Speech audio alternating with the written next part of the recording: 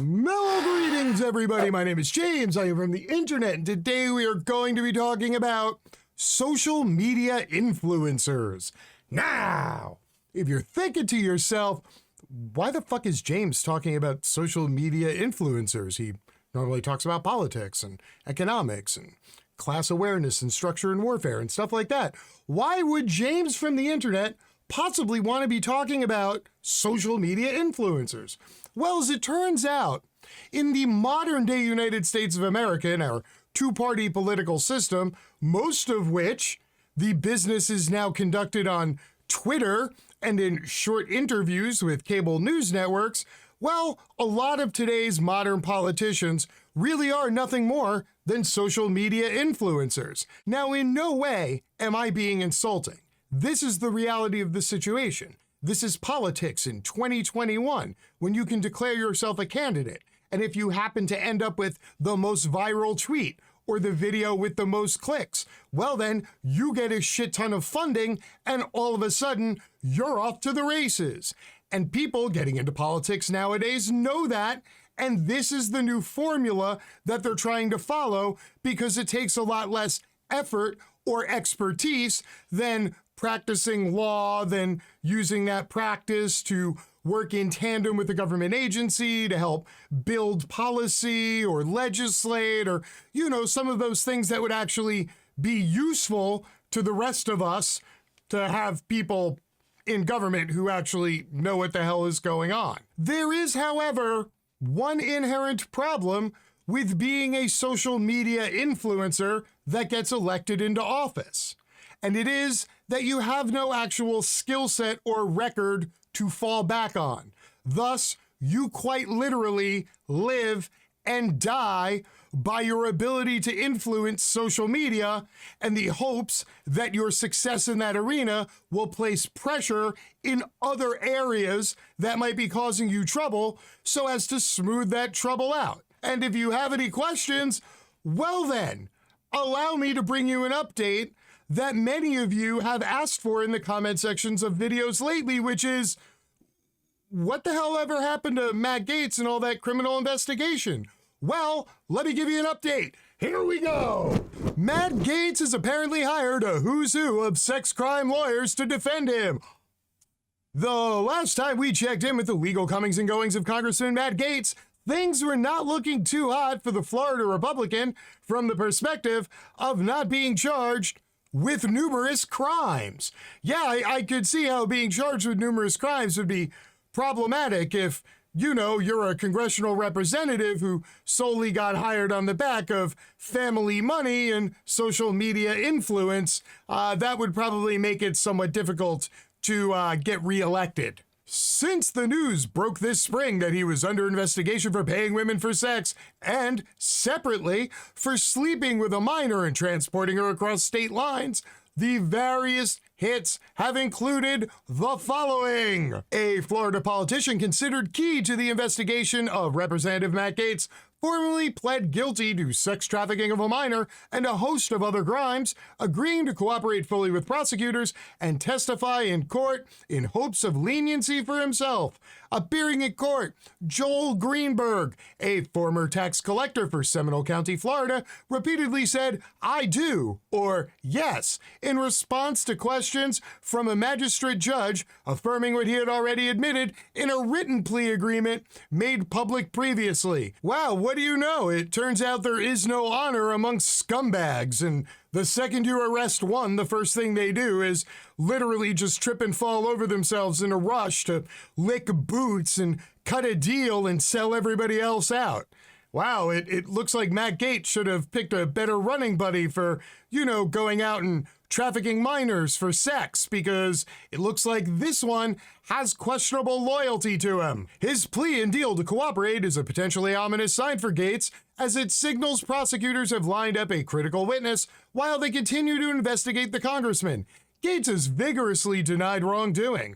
Greenberg was first charged last summer. He ultimately agreed to plead guilty to 6 criminal charges, including sex trafficking of a child, aggravated identity theft, and wire fraud, which comes with a sentence of 12 years and a statutory maximum penalty decades longer. In exchange, the prosecutors agreed to dismiss the other 27 counts that he faced.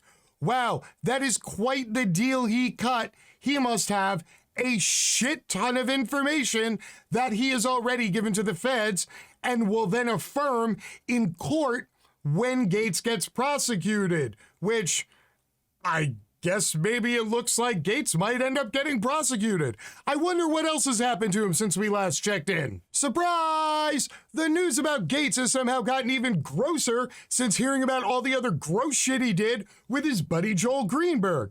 It turns out that Gaetz has also been showing nude photos of women he said he slept with to fellow lawmakers, including while on the House floor, you know, while doing legislation stuff.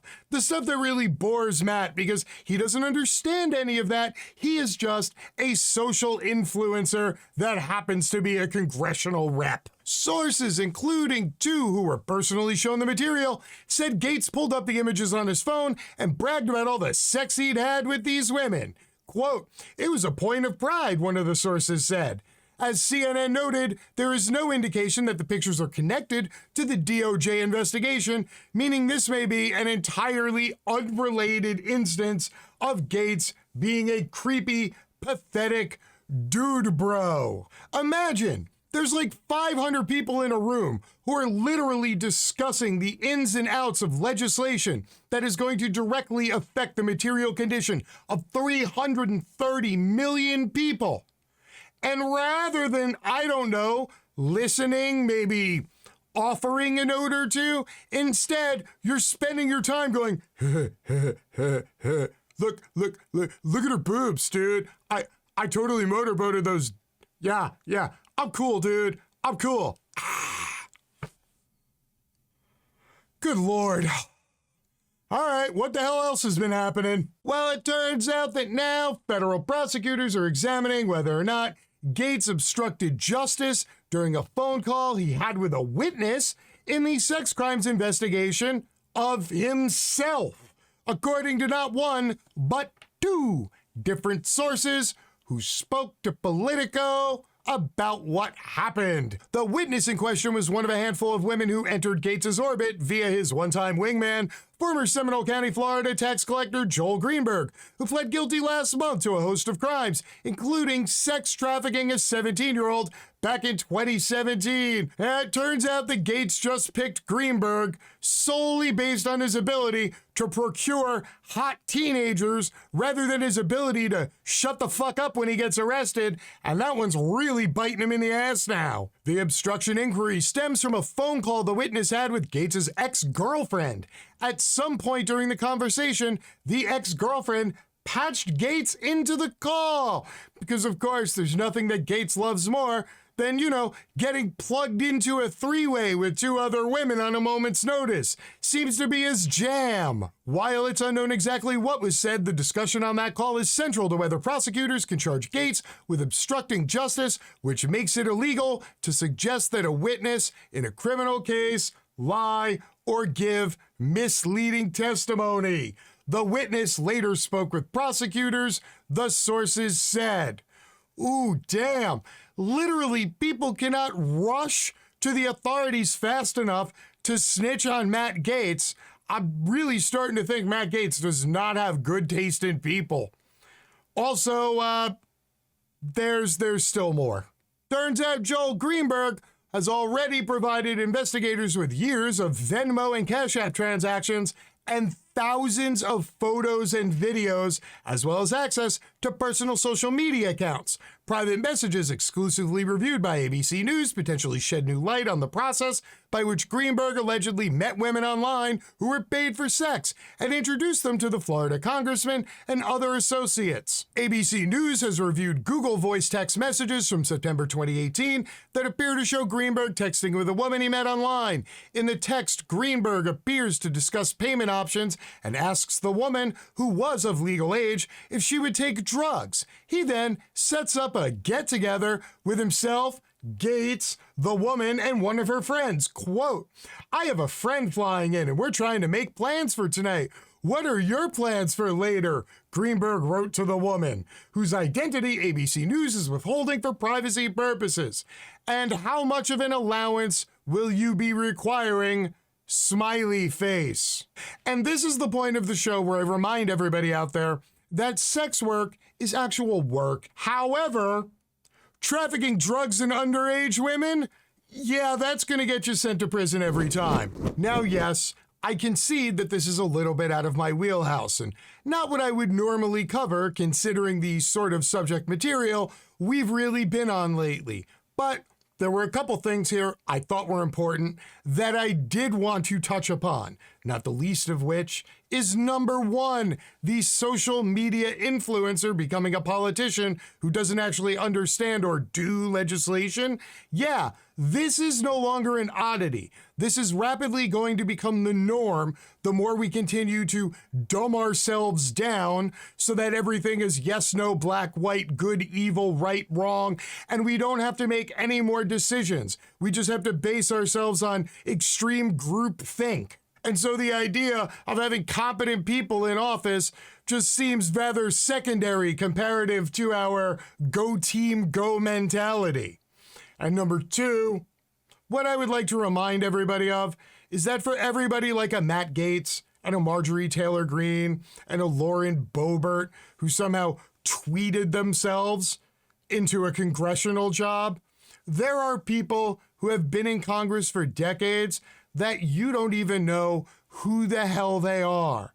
And they have been amassing wealth and power and favors. And to prove the point, I went and I looked earlier today. It turns out the three longest tenured reps in the House are the following people: Don Young, Hal Rogers, and Chris Smith. Do any of those names ring a bell? Are they Mitch McConnell? Are they Marjorie Taylor Greene? Are they Gymnasium Jordan? No, you probably have no idea who those people are. Yet they are the three longest tenured seated members in the House, having been there for almost 120 years combined. So again, I want to remind you all that every single seat is important and that there is a whole room full of people who are kicking this legislation around. So yes, allow yourselves to watch the theater that is this new wave of politician, but make no bones about it. While these people are up front, dancing in front of the camera, being distracting, which is their job, there are other people seated deep in the halls of Congress who have been there for a long fucking time. And they are churning out bills and legislation and congressional seats and redistricting and special interests and dealing with all sorts of shit that you almost never hear of. So please take your 5 minutes, laugh at this comedy show, and then take a little bit of time and actually delve into what's going on in government right now with all of these bills that are getting kicked around with no end or possible good outcome in sight. After all, you're going to be expected to vote again next year. Until next time, my name is James. I am from the internet and I am out. Peace.